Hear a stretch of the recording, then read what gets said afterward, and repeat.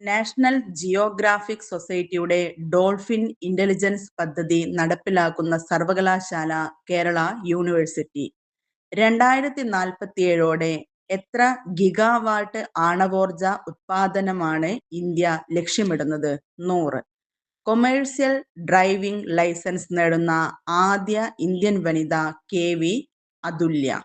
അടുത്തിടെ DRDO അന്തിമ പരീക്ഷണങ്ങൾ പൂർത്തിയാക്കിയ പ്രിസിഷൻ ഗൈഡ് മിസൈൽ ULPGM-V3 അനധികൃത നിക്ഷേപങ്ങളെക്കുറിച്ച് പരാതിപ്പെടാനും വിവരങ്ങൾ തേടാനുമായി RBI തയ്യാറാക്കിയ പോർട്ടൽ സചേത്.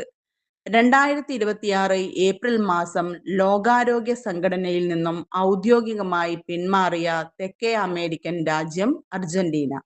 ഇന്ത്യയിലെ ആദ്യത്തെ LPG ATM നിലവിൽ വരുന്നത് ഗുരുഗ്രാം. പ്രധാനമന്ത്രി സ്വനിധി പദ്ധതി ഏത് വിഭാഗക്കാരെ സാമ്പത്തികമായി സഹായിക്കുക എന്ന ലക്ഷ്യത്തോടു കൂടി ആരംഭിച്ച പദ്ധതിയാണ്? വഴിയോര കച്ചവടക്കാർക്ക്.